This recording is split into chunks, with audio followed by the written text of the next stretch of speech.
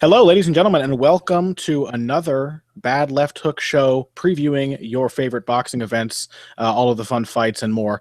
Today, we are going to be talking about the biggest fight in a long, long time. How long has it been since we've had a fight of this magnitude, Kyle? Oh man, you're gonna have to go back to. Oh, I don't know. I think Mayweather was pretty huge, but I think you have to go even further back. This has got that Leonard Hearns, Leonard Hagler, Duran It Leonard kind does. of feel to it. I think. Yeah, perhaps Uh, signaling a Whitaker Chavez, man. there. Yeah, I think it does. It equals the hype, and honestly, a similar sort of feel to Whitaker Chavez in terms of style matchup. If you haven't guessed already, I am talking, of course, about Mayweather versus Pacquiao finally happening after 5 years or more of endless discussion and arguing and fanboyism and just exhaustion.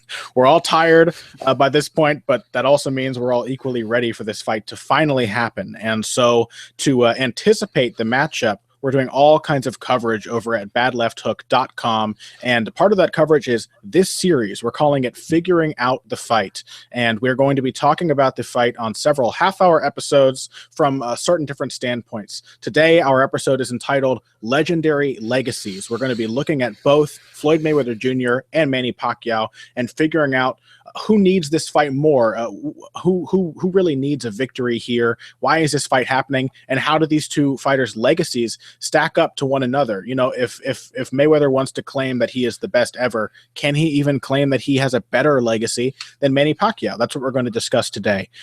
Before we begin, I want to introduce myself. I am Connor Rebush, formerly, as I stated before, of Bad Left Hook, and with me is Kyle McLaughlin, also of Bad Left Hook. And Kyle, I want to throw it over to you to start our discussion today. Who do you think needs this fight the most? Well, man, we could probably talk about just that all day. I'm going to say that Floyd May. It's a bit of a tricky one because I think Floyd Mayweather needs it the most, but he could probably gain a little less from the victory than Manny Pacquiao could. I think that Mayweather gets unfairly treated anyway because it seems that people will pick apart any victory of his, which if a Floyd Mayweather fan says this was a great victory for Floyd, someone will be able to find something from to detract from the importance of the victory. And I think in this one, actually, I do think that if this was made in 2009, 2010, the winner of this fight, there never could have been any excuses. People might have said, oh, they were already in their 30s by then. Now they're pushing 40. For me, the timing of this fight is probably closer to Duran Leonard 3 than it is Duran Leonard 1, which some people will say unfair because Floyd's never lost. But the fact of the matter is, I think both of these guys, even if a little bit, have shown signs of a decline. I think Pacquiao has shown more of a sign. So if Mayweather wins, people would say, "Oh wow, Marquez knocked Pacquiao out a few years ago anyway, and he's never been able to close the gap quite as well ever since." I think if Pacquiao wins, the fact of the matter is that even though Floyd has clearly declined, and any reasonable person will be able to ascertain that from watching his fights and comparing them to even 5-6 years ago, that the he has is mythical in boxing. I don't think anyone has really ever seen in our lifetime seen anything like it. I think you can only really compare it to Tarver knocking out Roy Jones.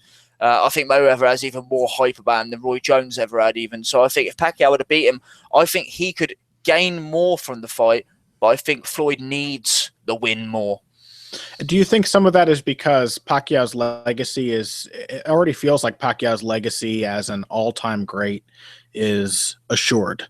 Pacquiao's already kind of earned his way into the history books of boxing. And while not to suggest that Floyd doesn't have a place there, that Floyd isn't himself an all-time great, because I think he undeniably is. If perhaps a win for Floyd would perhaps vault him above Pacquiao, where without a fight happening at all, Pacquiao might already be situated just above him. Just see, the thing is, I was talking about Floyd's detractors a second ago. He has just as many supporters, and you would have seen it, man. I've seen it. I've been in the wars over the years of people saying who's greater, who would be greater, what would happen, all these ifs and buts, man. And there are as many people who think Mayweather is in the top 10 of all time as there are people who think Pacquiao is slightly greater than Mayweather. I think Mayweather, I don't know, man. He's got a lot of backing. I think Pacquiao's probably more loved than Mayweather, but there's more people maybe fighting the case for Mayweather actually being the greater fighter. I think people just, as I said, man, there's a lot of weight put on the fact that he's undefeated. For me, it doesn't mean as much at all, and nor does, for me, his O means as much as Manny's winning titles that didn't really mean anything, or Floyd's light welterweight run. It don't really mean nothing to me because it's about opposition to me. And Floyd, he's had a really good run of opponents throughout his career. I think he showed a lot more willingness to step up earlier on in his career. Even now, with his better wins in the last couple of years, they've been stylistically favourable to him. But I think with Manny, I think that people are always going to hold things against him. You see people now saying, oh, well, he lost earlier on in his career. Oh, well, he didn't beat Marquez as clearly as Mayweather did, because these guys, they're inherently linked now. Mm-hmm. You cannot say one good thing about the other's career without comparing it to a positive aspect of the other's career. I think that's why the fight needs to happen.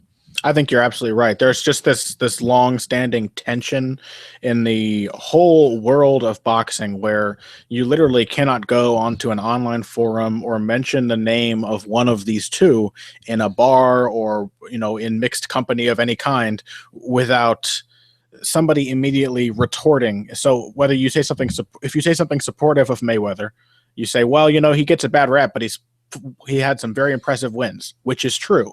You will get somebody saying that he ducks fighters. And if you say, well, he's chosen some wins at opportune times, which is true, you will get people telling you how incredible his wins are and how important his O is. And if you say similar things about Manny Pacquiao, for example, that, oh, he's been knocked out and he's declining, which is true, people will tell you that he has an incredible legacy that he's backing up. And if you say that Manny Pacquiao's legacy is untouchable and great, all they'll tell you about is how Marquez knocked him out and how he doesn't earn as much as Floyd and so on and so forth. You cannot discuss one of these boxers without discussing the other. So as a pair, this fight, at some point, it just needs to happen. It's this undeniable catharsis we're going to have with this final release after all of this tension.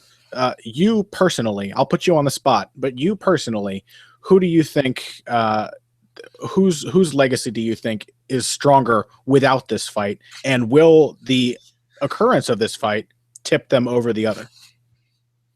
Well, as I say, man, I'm going to catch a lot of flack for this because people will say to me, oh, it's still the biggest fight ever. It's going to make so much money. These guys are still great. But I think it's happened too late, man. And I think if you look at all the greatest fighters, I'm sure someone will come at me in the comments. Feel free to. I look forward to it. But if you look at them, all the so-called greatest fighters, their best wins pretty much came when both fighters were at the peak of their powers, man. People don't remember the Fabulous Four because of Hearns Leonard 2, as great a fight as it was, in my opinion, arguably as fun as the first fight. And they don't really remember it for Duran, Leonard 3. They remember it for when these guys were fighting in their prime. And I think the only reason people remember Hagler Leonard is because of the controversy about it, not because it was when they're meeting at their best. It's because Hagler already run through the other guys when they were slightly closer to their best, at least. Not in Duran's case, but definitely in terms of Hearns. So I think with this one, people are always going to say, oh, well, Manny fought Marquez and Barrera and Morales. That's when these guys were pretty much in their prime. And Mayweather's prime was when he was smashing up Corrales and then beat Castillo at lightweight, which is true. But I think these are guys that they're in the prime physical state. I think these guys are pretty much good size welterweights in any era other than this one. And the fact that they're beating the weight drainers and the bigger welterweights means to me that these guys are natural welterweights. History is littered with guys that fought from featherweight to welterweight, lightweight to welterweight. It's a regular occurrence, really. So for me, I'm not really going to say I have completely deviated from the script, but if you go with who's greater now, I hate to be a cop-out, but I always like to let the dust settle a little bit on a fighter's career. Only in a rare case of someone like Hopkins, who you see fighting as an old man and you think, man, he's still doing it, that's adding to his legacy. The best example for me to give is Lennox Lewis. He had the same kind of positive, negative thing as Mayweather has. People say, "Oh, well, Lennox Lewis is chinny. He gets knocked out by bums." Not my words, other people's. And the other people saying, "Oh, he's a great boxer," and Bo ducked him. And 5-6 years later, I think most people come around to the fact that Lennox was pretty damn great. And I think with Mayweather, a lot of people will do that 5-6 years down the line as well. Agreed. So I go with Matt McGrain. Anyone doesn't know Matt McGrain, he's a boxing historian I respect very much. He wrote for boxing.com, now writes for the sweetscience.com. He had these guys next to each other, and he said it was not out of stylistic reasons, or because it looked good for the narrative. It's because they were inexplicably connected to each other, and they needed to fight. So yeah, I guess in the eyes of many, the winner of this fight will one up the other. Is that fair? Ask me in 5 years' time.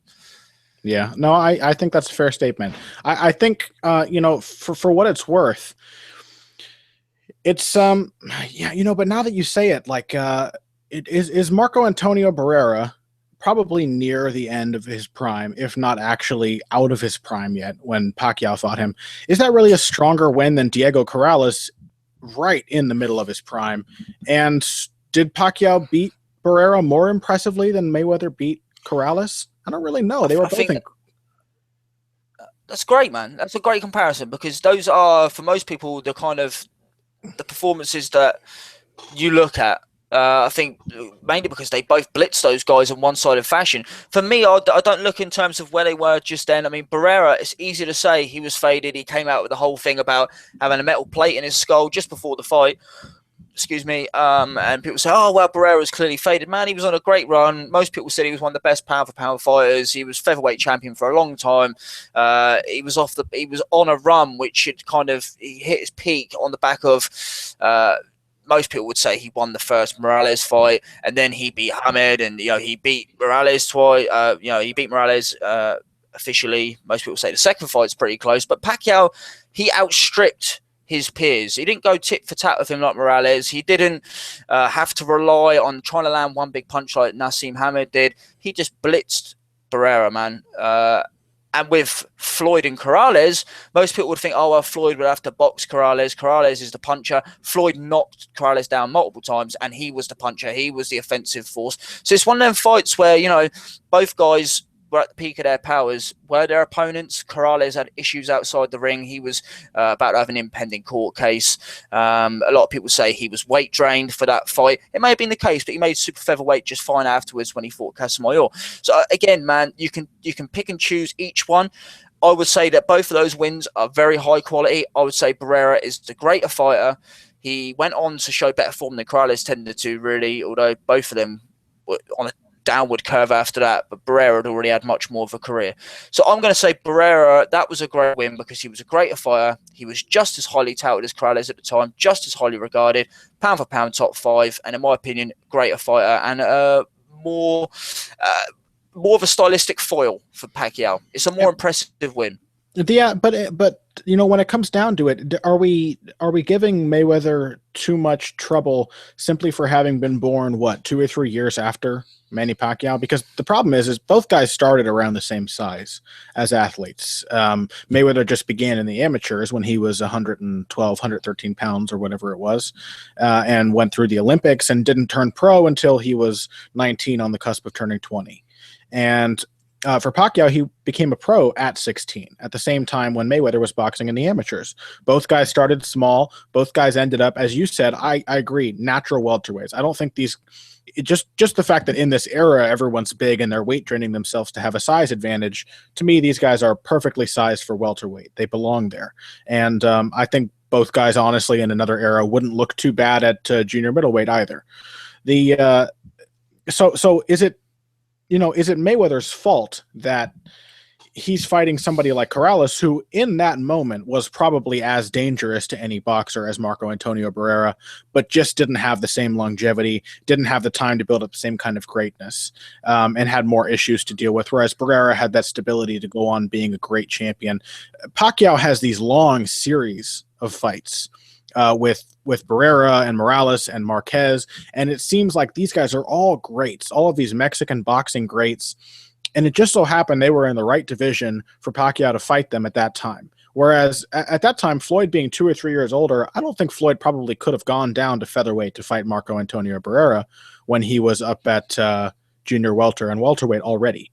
I think he was probably, or even at lightweight, I think he was probably too big for that fight, and they obviously weren't interested in moving up to fight him either. So, can we really blame him for just not being in the right place at the right time? Because, some creative matchmaking aside, he's absolutely fought top 5 fighters his entire career.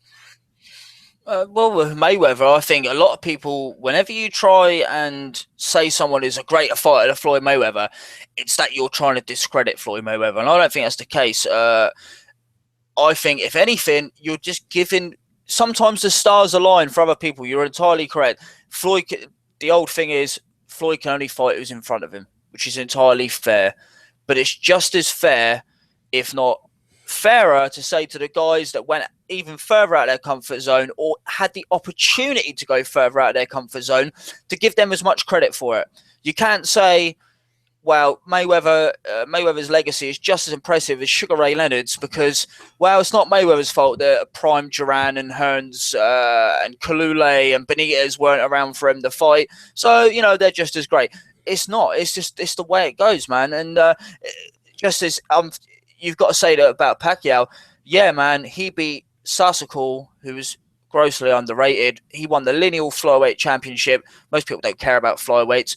He probably doesn't get as much credit for that victory as he should. So it's all good saying, oh, well, are we discrediting Mayweather's victories because they're not as well known, as popular, great, whatever you want to say, than Morales, Barrera, and Marquez. Pacquiao doesn't get as much credit for some of his lesser wins. I think most people who profess to be more than casuals give him a lot of credit for the Lalo Ladwaba fight. That was on HBO. That was a big breakout fight. No one really cares that Pacquiao won the flyweight championship against an incredible fighter when Pacquiao, if you watch him, he was losing most of that fight. He was raw. He was basically a natural fighter going up against an Olympian, a former Muay Thai champion, a guy who had one loss to his name, who'd avenged that loss against one of the best flyweights of the era, and Yuri Arbachikov. And Sasakal was absolutely fantastic. A really clever little stylist, man. He didn't have a punch, but he was really smart. And Pacquiao had no business winning that fight. You want to talk about Mayweather was not the favourite against Corrales. No one even knew who Manny Pacquiao was. And Sasakal beat him for most of that fight. Boom, he turns it around, knocks him out, man. And he doesn't get enough credit for that fight. So I think it works both ways. But I think you're definitely right as well. Pacquiao gets a lot more credit for the fact that he fights guys who are established as not just legends, but fan favourites as well. Yeah, and that's part of it as well. Does Pacquiao get a lot of credit because he's had tough fights, whereas Mayweather's fights have, whether or not they've, he's been accused, of course, of matchmaking and choosing fights at the right times, picking easy style matchups, which is maybe not necessarily fair because he's had plenty of tough fights. He's had to gut it out. He fought Jesus Chavez, which was a very difficult fight, and stopped Chavez after the 9th round when he retired on the stool. He fought Jose Luis Castillo twice and rematched him after a very difficult first fight, which you've got to give him credit for that because it wasn't a definitive win, and he wanted a definitive win and got it in the rematch. Same thing he did recently against Marcos Maidana, and many would say, if not maybe more definitively in terms of rounds, he definitely had more of his fight the second time around against both guys. So you've got to give him credit for that. But at a certain point, are we discrediting Mayweather for being too good? Because Manny Pacquiao's fights are always exciting because Manny Pacquiao gets hit and Manny Pacquiao recovers and he comes back and he wins. When he fought Marco Antonio Barrera, that was one of the few wipeout wins of his career with those legends. All of his Marquez fights have been very back and forth. The second fight with Barrera was a lot more competitive, and his fights with Morales, at least the first two, obviously very competitive. He lost the first one, and so he's got these long series built off of the fact that he struggles, whereas Mayweather's only rematches were in fights where he maybe didn't win convincingly enough. He's always winning, and so is it just maybe harder to get behind that? It's almost like it's hard to feel close to perfection. It's hard to feel close to a guy who's always winning. You can sympathize with a guy who's struggling, like Manny Pacquiao, a guy who struggles and perseveres. That's inspiring. And for Mayweather, it's not maybe as inspiring, but that's also not fair. That's not really fair to Floyd Mayweather because he's basically dominated his entire career. Well, yeah, I mean, it's easy. That's the other thing with Mayweather. People will say, "Oh, well, Mayweather beats all these guys because he's so much better than them." Well, that's because he's that good. You Mm-hmm. can't. You have to find a happy medium. Is he that good because his error isn't that strong in those particular weight classes? Or is it because he is that much better than most people who would have fought in that weight class? But I think if you look through history, there's often been guys who have just been far, far better than everyone in their weight class who probably don't get as much of a hard time. The Jose Napoles, who was more technically skilled than anybody at lightweight, he had to move up the welterweight to get a fight, and he didn't really get a fight until he moved to middleweight. Whenever he lost, it was because he had bad skins. People say, "Oh, well, he had bad skin, so every so often he get clipped and he'd bleed. It's not his fault. Nobody was his technical superior." I'll With put Floyd, it's oh. I never hear anybody hating on Finito Lopez, who absolutely Apart from me, but that's only because I'm a Jungkook Chang fan. But yeah, I mean, yeah, but no one does hate on Finito Lopez because people don't scrutinize his record. He's a beloved Mexican champion. No one's going to start picking him apart. I do because I go, well, he's only a strawweight, and that's not really that competitive a division. With Mayweather, he is constantly under the spotlight. Every single fight that's coming up, you have one side saying he's fighting a guy who's won titles in 3 weight classes. Actually, Guerrero, who's never actually been the number one in any weight division, and you have the other side saying, "Oh, another fight which is a mismatch. When is Mayweather going to fight Pacquiao?" And now he's fighting Pacquiao. They say, "Oh, well, Pacquiao's over the hill anyway." He really can't win, man. You need to find a happy medium. He's not the greatest ever. He's not a hype job who's been heavily and well marketed. It's somewhere in the middle. He's a great fighter who's just not quite as great as some people make him out to be. I think that's an absolutely fair point. I think that's so. When you said earlier that you think Mayweather has more to lose, or actually, I think you said he has less to gain from winning this fight, even if it is perhaps more important to his legacy than Pacquiao's, which by and large has been cemented elsewhere against other legendary opponents. What do you mean by that? Why does he, what does he stand to gain, and why is it less than Pacquiao's gains? Well, I think that it's hard, man, because if I start talking in real terms, people are going to think I'm a snob or whatever. But there's a lot of people out there who will say, "Oh, well, Mayweather's top 10 of all time." Well, who's the rest of your top 10 of all time? They don't have a top 10 of all time. They don't have a top 20. They'll probably have guys that are all from the last 30 odd years with a Sugar Ray Robinson and a Muhammad Ali thrown in because they've heard of those guys as being pound for pound. If you speak to like guys who I respect as historians, and I think anybody would, if you hear them, the way they structure their opinions and their arguments and the research they do, those guys don't tend to have Mayweather anywhere near the top 20 of all time. And that's when you get into the whole where you guys are discrediting him. You're wearing rose-tinted spectacles for the old school fighters.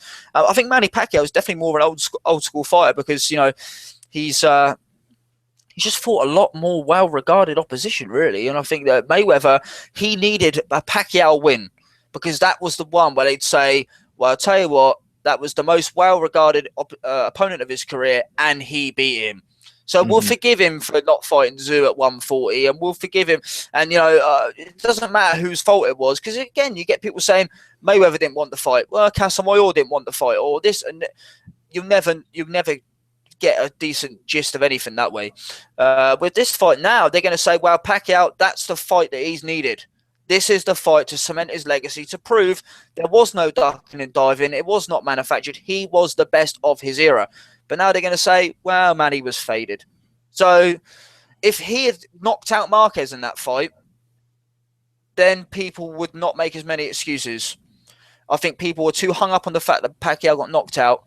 I do think Bradley stung Pacquiao briefly as well in their second fight. I don't think that it's not without reason to say that Pacquiao has not faded, because he has.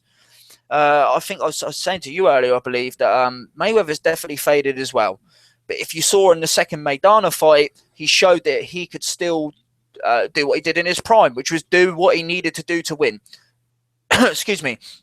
The second Maidana match, in my opinion, is similar to the second Castillo match, where Mayweather did exactly what he needed to do to get the victory and nothing more over a guy who'd give him hassle the first time round. So in my opinion, even though Floyd's legs are slightly going, and maybe he's not quite as quick as he used to be, he still has more of what makes him great.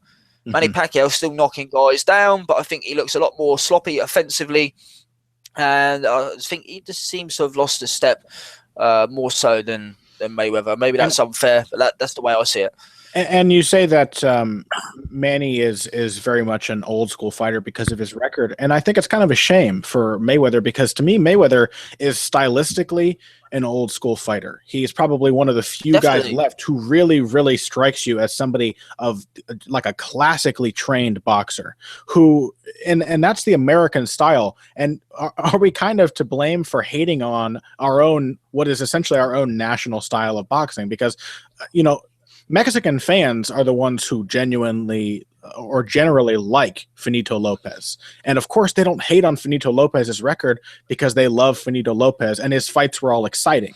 He was knocking guys out, having back and forth fights. They were all fun. And that's the Mexican style, and they appreciate their country's national style. Whereas the American style is spoiling, basically. Bernard Hopkins, Timothy Bradley, Floyd Mayweather, these are the modern examples of the classic American style. Guys like George Benton and Archie Moore may have had bigger punches, but they were defensive geniuses who made you look bad and humiliated you, made you feel like you were losing, and then slowly and carefully made you lose.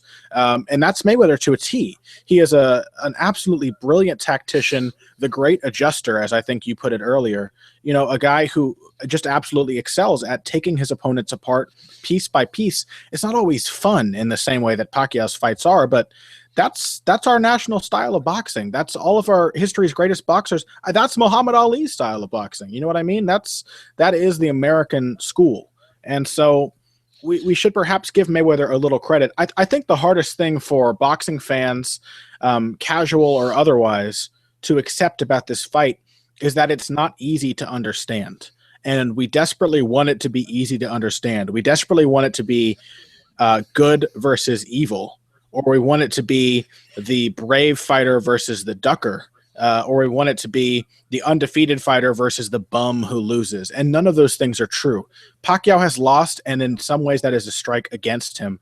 Mayweather has not, and in some ways that is a strike against him. You know, quality of opposition has to figure in. But then for both guys, Mayweather's picked and chosen fights. Pacquiao has had catch weights, and he's not rematched certain guys. He hasn't rematched three of the guys that beat him earlier in his career. So it's just it's not as simple as we want it to be.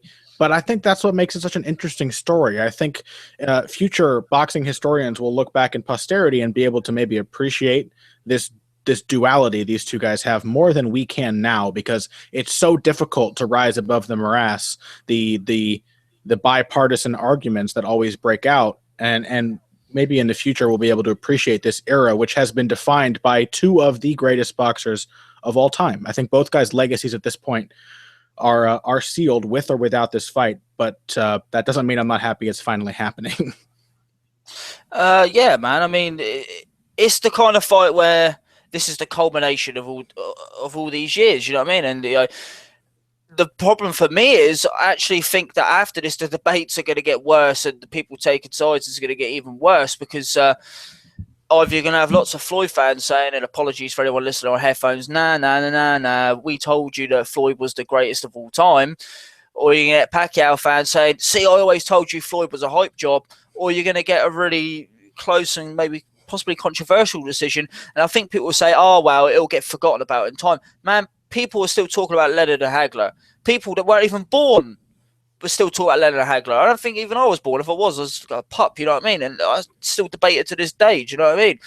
And people are still going to talk about it because it's one of them fights, man. It's just a kind of fight where it's not so much the fighters, it's the story.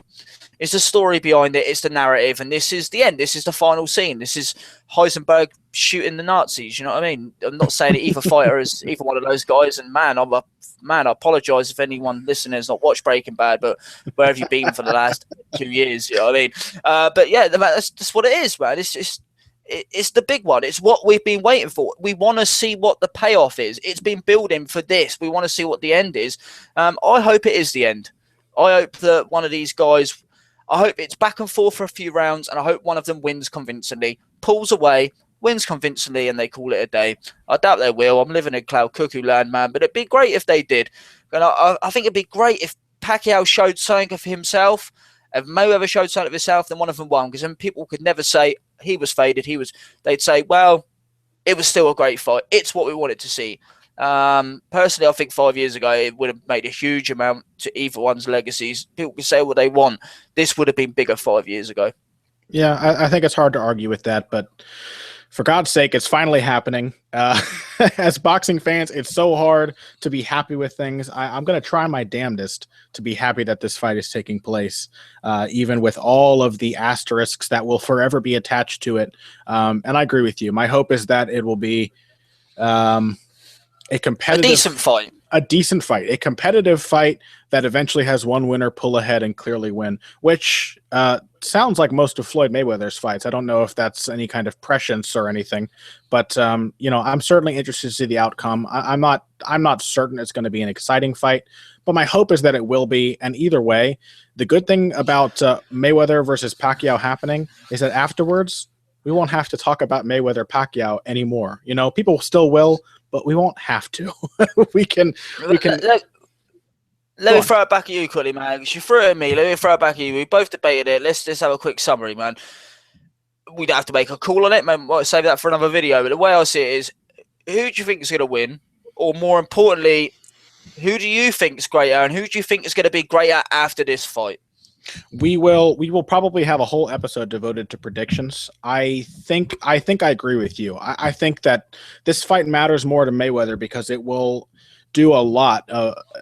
It will go towards erasing this idea that he has ducked opponents, which is a mixed bag. He has fought a lot of very tough opposition. It'll help to expunge a lot of the bad word of mouth he's gotten throughout his career. And Pacquiao, I think's legacy, whether justified or not, is already set in stone in the minds of boxing fans, having beaten the great Mexican boxers that he beat, and then having done all the stuff after Mayweather's brief retirement and beating Mayweather's scraps more impressively than Mayweather beat them. That pretty much set his place in the boxing world in everyone's minds. So I think it matters more to Mayweather. I think he needs it more. But I agree. I think it will probably be discredited if he does win. My gut is telling me a Pacquiao win. And I've only been feeling that pretty recently because for many, many years I would have told you that Floyd Mayweather had this in the bag. And it's kind of weird that after Pacquiao was knocked out by Marquez, I've changed around and started picking him. But I for some reason, That's crazy. Yeah, for some reason. I'm totally the opposite, man. I'm totally the opposite. 5 years ago, I would have probably bet my balls, actually bet my balls that Pacquiao would win. And I don't want to lose my balls, man. So anyone watching, that's how. Do you want to gain another pair of balls? Is that what you were betting? No, I would have said, look, it's a no win for me. You can take him if he loses, and if not, I'll keep him. I thought Pacquiao was going to win that much, man. I just thought it was a bad matchup for Mayweather. He wouldn't let him rest. But I actually do think that Pacquiao's durability is lesser now. And even though I don't think Mayweather's a knockout puncher, he's a puncher who gets your respect. Yeah. And he's a puncher, if he catches you at the right time, he's going to sting you and he's going to make you think about what you're doing next. He doesn't pick guys who just stop throwing punches. He makes people second guess. And when they move a shoulder and then they second guess, he's already got you timing down and he's got you. That's exactly where he wants you to be. And I think that's what's going to happen. I think now that maybe Pacquiao win rounds 1 to 4, and then Mayweather's going to pull away. Maybe a little bit like the Shane Mosley fight, more competitive. I mean, Pacquiao's got more left at this stage than Mosley. I think Pacquiao's probably going to win the first 3 or 4 rounds, probably not catch Mayweather as badly as Mosley did. And I think Floyd's going to outbox him for a few rounds, and then championship rounds down the stretch, he's going to land some nice, sharp, eye-catching blows and win a 1-1, 6-1, 1-2 type decision. And I won't be disappointed. Yeah, neither will I. Glad that it will have happened. And that makes for a nice teaser for future episodes when we'll talk a little more in depth about the matchup itself. And I think that's a great note on which to end this first episode. Good discussion of 2 impressive legacies. Thanks for joining me, Kyle. Everybody, if you enjoyed this episode, please go ahead and give it a like if you are watching on YouTube. You can go ahead and find recent or new upcoming episodes as soon as they are released on badlefthook.com. And that's where you can find all kinds of Mayweather Pacquiao coverage, as well as all the other boxing coverage you could possibly ask for the rest of this month and the future going forward. If you want to get in touch with Kyle or myself on social media, you can do that. I am at BoxingBush, BUSCH. Kyle, what's your Twitter handle? I am at Ferocious Flea. Flea is in the little insect. FLEA. And you can please get in touch with both of us there if you want to share your thoughts with us. Please don't argue with us too much. We're saving all of the energy we have left to discuss this fight for this very series. They can argue with me, man. They can come and argue with me if they want. Ferocious argument. One thing I will say, one closing argument is, hey, I just said Mayweather was going to win, but we've got, 3 weeks? We're probably going to change our prediction every week, so keep watching. We'll keep flip-flopping. That's the excitement of this series, and stay tuned with that in mind. Thank you for joining us, everybody. This has been our first episode of Figuring Out the Fight, and come back next week for episode number 2.